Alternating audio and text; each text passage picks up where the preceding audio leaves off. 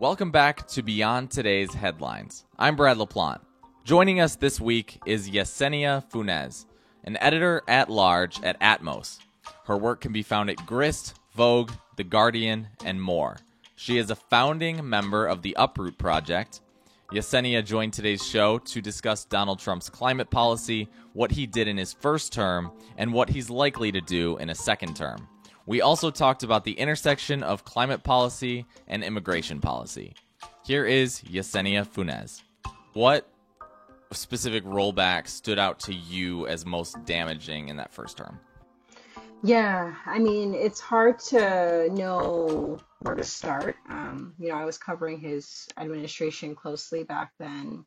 I think one that really stands out to me that's sort of like indicative of just his approach and his recklessness and his willingness to evade law and regulations is the construction of the border wall. We know that construction was happening in really vulnerable areas, right? There were endangered species that were put at risk due to the construction of the border wall. The border wall was potentially creating flood zones where there hadn't been ones before, and funneling water into communities that hadn't previously dealt with that. And so that one was a big one to me, just because there wasn't any real benefit to the border wall in terms of actually curbing migration. It was really a stunt and like a symbol of sorts, despite all the reasons not to do it, all the reasons why the border wall was technically against a number of our environmental policies. President Trump at the time, was really hell-bent on pushing it through. And I think that just really shows how much of his policies are grounded in, not what's actually going to address the issues that he campaigns on and rallies around, but really what can he do to just make a show of things while sacrificing, entire communities, species, ecosystems. And I know to this day there are still communities that are quite, traumatized by the ways that wall has, separated their communities. Thinking a lot of like the Tohono O'odham people who live on the border there, whose communities have historically spanned across borders and who now have to contend with this, structure that's preventing them from accessing lands on both sides of the border in the ways that they used to be able to do as indigenous peoples of this country. But I mean, there's so many, right? The withdrawal of the Paris Agreement, the destruction of um, the WOTUS rule, the Clean Water Rule, that help protect our waterways. Thinking also of just the way he handled COVID and his unwillingness to prioritize Black and Brown communities, particularly in the South, who, face increased air pollution exposure and were a lot more vulnerable and died at higher rates during the COVID-19 pandemic. We saw air pollution rise under his administration. Um, yeah, I mean, the list can go on and on, thinking about Hurricane Maria, right? And just like the failed disaster response. Like these are all environmental policies, these are all climate policies, and these are also, go beyond climate, right? I think the most important climate issues are the ones that we don't always think of as strictly climate change related, but, sort of seep their ways into other parts of our lives. His refusal to give adequate funding to like North Carolina after they had a devastating hurricane season under his administration as well. So yeah, I mean the Times had a big story, about more than 100 environmental policies that were repealed under his administration, and I think it's hard to put into words what that actually meant and how much work, right, the incoming administration after him, the Biden administration, had to like repair and undo so much of that. Um, but yeah, it's gonna be a rough 4 years coming up as he starts to do this all again, probably with a lot more precision and strategy. It does seem like the list does go on and on and on, right? You just mentioned several climate policies that he rolled back, and how it really, because people do mention the Paris Agreement. They mentioned that the at the top of the list, right? What do you think are the most concerning climate policies going into his second term? Just the most concerning. Looking at this all through the equity lens, Justice 40 was a really ambitious initiative from the Biden administration to allocate 40% of all federal investments and benefits, in regards to environmental benefits to disadvantaged communities, largely communities of color. And many activists and policy experts took issue with Justice 40 in terms of it didn't do enough, but it also did more than any policy any administration had done before it. And so I'm really troubled at the likely prospect that the Trump administration will dismantle that, and in fact dismantle the Inflation Reduction Act, Biden's landmark climate law at large, and what that means for investments in clean energy, what that means for different environmental groups who didn't have access to federal funds before, who now do. I know there's a lot of concern from activists around the parts of the Inflation Reduction Act that will remain, because it was a very corporate friendly law. There's a lot of subsidies, a lot of tax benefits for companies that aren't exactly here to save the planet, but really to make a buck, thinking of technologies like carbon capture, sequestration, carbon capture storage, direct air removal, all these different, you know, technologies that are still unproven that will likely continue to benefit from the Inflation Reduction Act, while those other pieces of the Inflation Reduction Act will get thrown out. And so that's a big concern of mine, is just what the legacy of that climate law will be, and how many communities of color, low-income communities, vulnerable communities at large will be, exposed to more harm as a result of the dismantling of that, and what Trump decides to keep, since again, that law was not by any means like perfect, and it had many imperfections, whether that was like the continuing of oil and gas drilling on federal lands, and in fact the requirement that like any clean energy investments on federal lands need to also have oil and gas investments on federal lands. And it's a law that's really easy, I think, to manipulate to actually do a lot of harm if it's in the wrong hands. And now it will be. So I am really concerned about what that means for particularly communities like Cancer Alley, who already have such intense exposure to fossil fuel emissions and industries, who are just waiting for the day when they can get some relief from that, who have yet to experience that. Yeah, those two things I think for me are top of mind. How can state or local governments mitigate these, especially in marginalized communities where they're already vulnerable to the worst of climate change? Yeah, I mean, it definitely sounds like state and local governments are like the only way we can get through this next 4 years in terms of environmental policy. And that's what happened, last time Trump was in office. The focus really shifted locally. We saw like the C40 Mayors Initiative come out, and a ton of just like local initiatives come out globally, even, where mayors are like, we can do things on our own. We don't need the federal government. And I think that's really great. And definitely, the way that emissions can be addressed. I think, whether that's investing in, clean energy projects, or, banning, right, oil and gas development for their oil and gas development. We're seeing like different counties trying to phase out of gas stoves and like gas connections. Like all these things happen at the local level and have immense, immense impact. It does become, right, a lot harder to orchestrate these things when there's not federal support financially, because these things cost a lot of money, and there's only so much funding that states can do on their own. And we've seen in the past with Trump trying to punish states for their behaviors by withholding money or not giving them the money that they need. So I am curious, how far local initiatives will get without that federal support.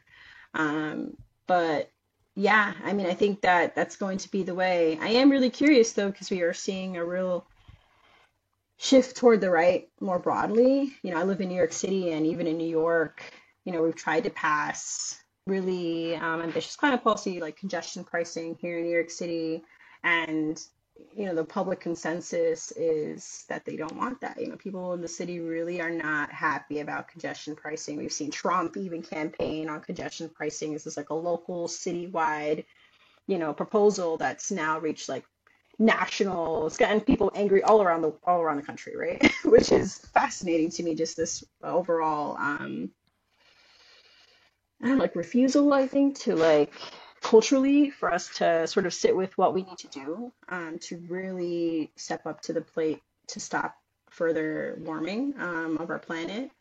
Um, so that's something that I still am like working through personally. Just are we culturally ready to like address the issue of climate change? Because that means, driving a lot fewer cars, driving cleaner cars, and addressing our consumption habits and our, energy use habits. And, I'm in New York where we're going through a drought and folks are just making like memes about, I'm not going to stop showering even though there's a drought. And I worry about how much can be done at any level, city, state, federal, if the voters, the people who actually decide who are making the laws at every level there is, are not um, sort of accepting, what it is we need to do. I think there's a real big state of denial, culturally, that is alarming beyond a president, right? Like beyond Trump, there's something I think deep seated in this country,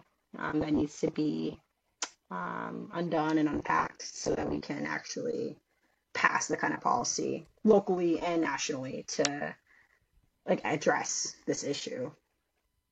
I'm glad you brought up congestion pricing in New York City because Europe's had it, policies like that for for as I mean I don't know how long, but for a while. And congestion pricing is interesting because to me it's not only a climate issue, right? It's only in a very specific section of New York City, which is designed to help pedestrians and help the city become more walkable so that it's safer, right? It's a safety Hmm. issue as well. And a health Um, issue because air pollution. of of course, of course, of course. And so I guess I'm wondering too, just this pushback to some of these policies. Do you think that there is? I mean, there's always been a broad appeal, right? To if somebody comes and says, "Oh, you have to live a certain way differently," now this is. I guess what I'm saying is this isn't new. We're not seeing something that's brand new. When people decide, back in the civil rights movement, people were all always like, oh, you're telling me that I can't, say certain treat people a certain way or certain things like that. Yeah, I mean, I do think that we've seen throughout history that there's always, resistance to change and a hesitation to change. I also think that, it's complicated given just like the moment that I think we're in, economically in this country, right? We're still out like 4 years out of COVID, beginning, right? And like the reality is people are suffering, across the globe, but especially in this country where there's so much abundance of wealth and no one's getting a piece of it. And I think that it's hard for folks to reckon with sacrificing more, when they're still struggling. And I think until we can get, the vast majority of the public to a place where they're not struggling, where they're actually comfortably, comfortable, like living comfortably, able to pay their bills comfortably, able to feed their children comfortably, not spending like a third of their income on rent. I think that until some of these really basic, um, qualities of life indicators improve, folks are going to be reluctant to accept any more, burden on their lives, which I think is totally fair. Like I am with folks, it's like, why should I have to keep giving things up? Why should I have to pay another toll? It's like there's a sense of like, why do I have to keep doing X, Y, Z if the government is not doing anything for me, right? Like, why am I having to pay all these taxes and they're just shipping bombs to like kill children and women in Palestine, right? Like, these are real sentiments that people have, and they're totally, fair. And I think that, until things improve, people are going to be really, really reluctant to accept these, climate change proposals that are good for us, but that sort of signal in our brains that maybe they're going to keep coming for us, right? Like, is the government going to keep asking us to pay a toll and asking us to drive our cars less? And, it's hard, I think, for people to keep giving and giving and not get anything in return, which is a shame, right? Like, congestion pricing is one of those things where it's been shown in European countries that people don't approve of it right away. And then, you give it some time and people end up really liking it because they see the benefits. They actually feel those benefits. Um, but it's hard to convince people of things without them seeing that benefit firsthand. So yeah, I mean, this is why I like to report on climate change through this like, multifaceted lens, because we can't talk about climate policies without also addressing every other part of people's lives, right? Like, people aren't thinking about carbon emissions when they have to feed their kids and working 2 to 3 jobs. And this is the appeal of Trump, right? Like, for some reason, folks like see themselves reflected in his like honesty, which we know that Trump is always lying, but there's something authentic about him to people, and calling out the establishment. He's not a career politician, he hasn't spent time on the Hill, and he's just this guy who made it. I don't fully understand why people love him, but I do understand that he's speaking something to them that they're not seeing reflected in the wider political sphere. And they think that he can do something to them. He sort of symbolizes this American dream that everyone in this country is chasing. And so they're willing to bet on it because they're not getting anything from the other party. And it's alarming, it's really alarming how easily I think manipulated the people of this country can be when they're, just not well, when people are suffering the way that they are. And I don't know how we fix that without, addressing inequality and poverty and the cost of living in this country, which is going to get worse with climate change. All these things are going to get worse with climate change.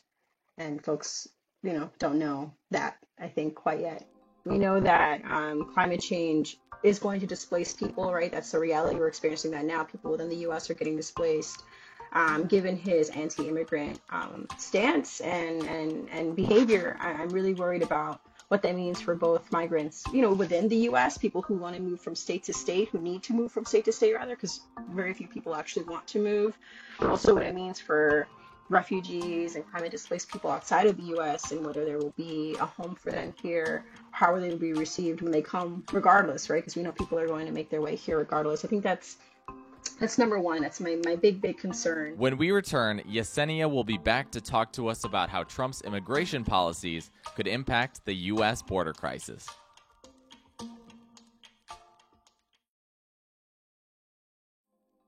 Welcome back to Beyond Today's Headlines. In the first portion of today's episode, Atmos editor-at-large Yesenia Funes talked with us about what climate policy could look like under Trump's second term. She's back to talk with us about the intersection between climate and immigration.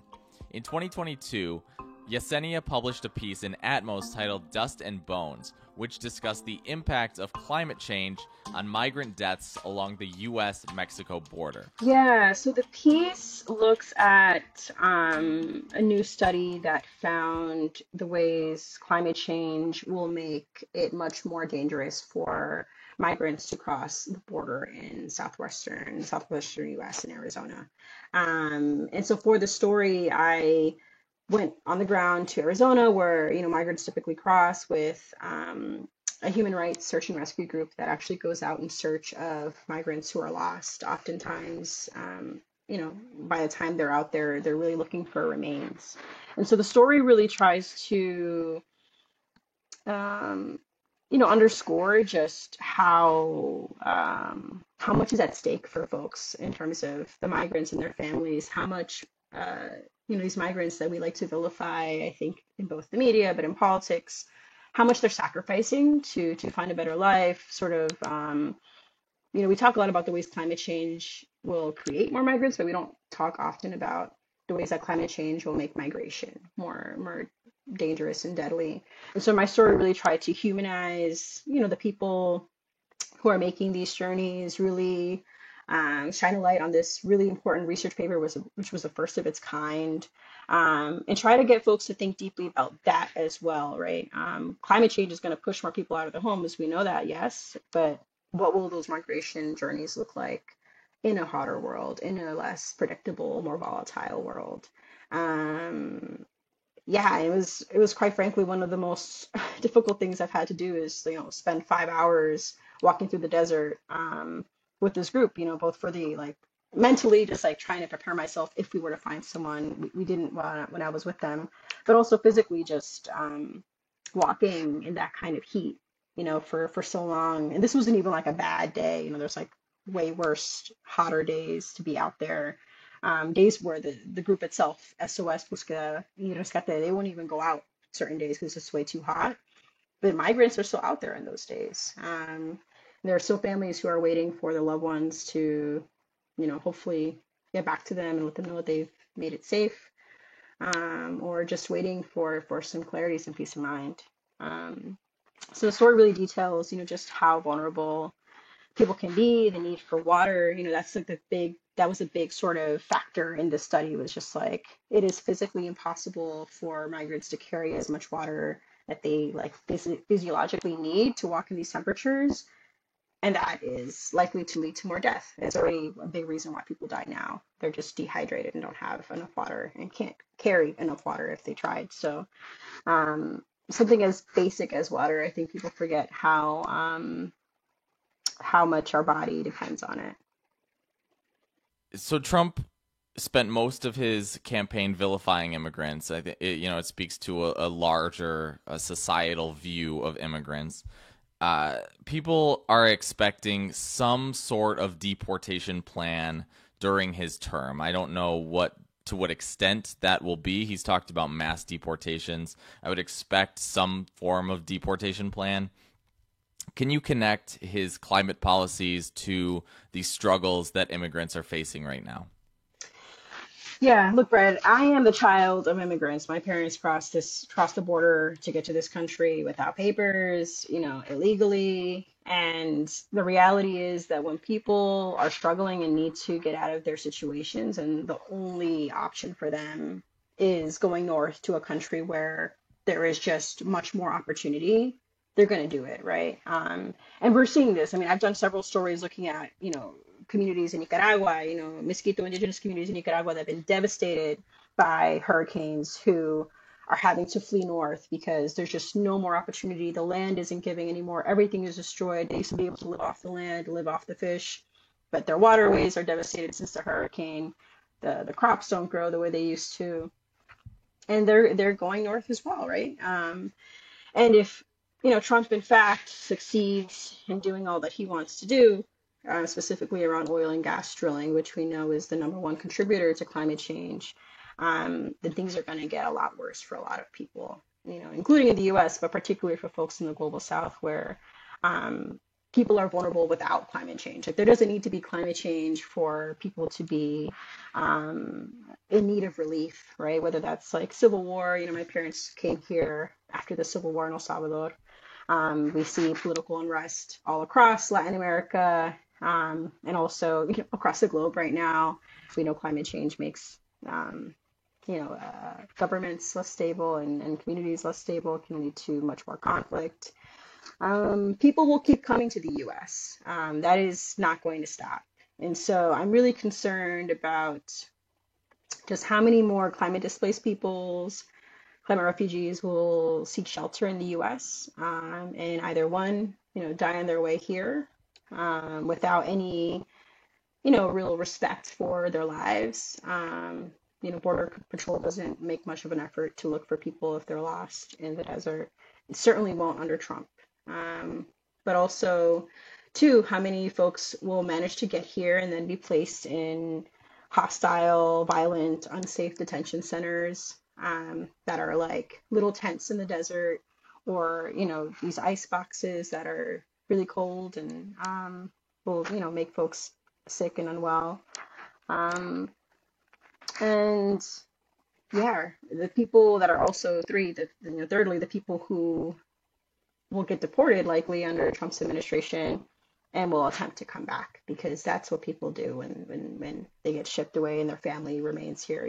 Like if you have children who are citizens of this country and you're getting deported and they remain, you're going to do whatever it takes to get back to your children. And so, Trump can deport as many people as he wants, but a good chunk of them are going to try to get them back.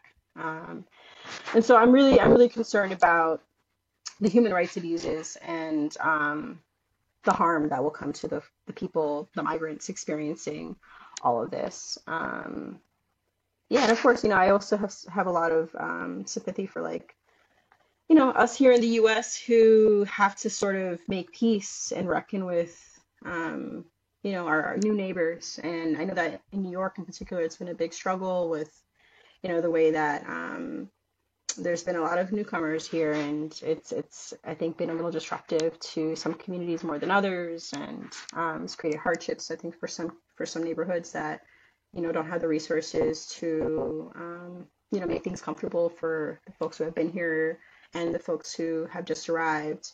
But I think that we forget what this country was built on, and we forget that so much of US culture is due to the people who migrated here. I mean, what is American culture without all the migrants that make it up and all the different cultures from, Japan to Mexico to, even our Irish and Italian folks who were migrants at some point too. So I'm really, worried is an understatement, I think, in terms of how I'm entering the next few months. And it's really where I hope to prioritize my reporting this year and probably for the next 4 years, because I think that, especially within, climate media and climate storytelling, it's just not an intersection that we spend much time on. And when we do, it's often this like sensational, alarmist, like climate change is going to create all these migrants. Oh no, when that doesn't really help, I think, soothe the paranoia and xenophobia that people feel toward migrants.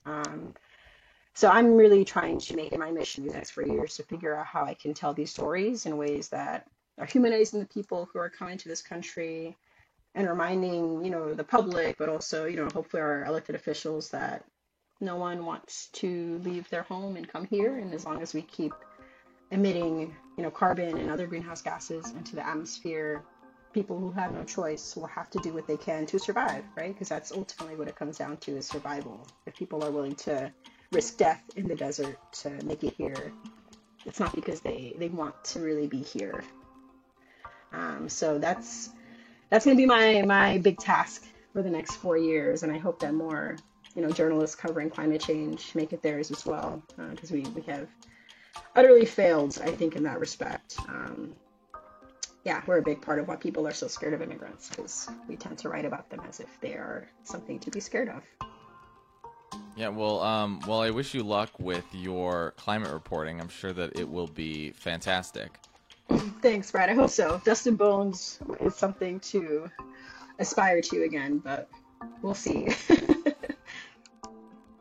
Yesenia Funes is an editor-at-large at Atmos. You can find her article at atmos.earth or on her website, yessfun.com. The music you heard today was by Rage. My name is Brad LaPlante, and I'll see you next week.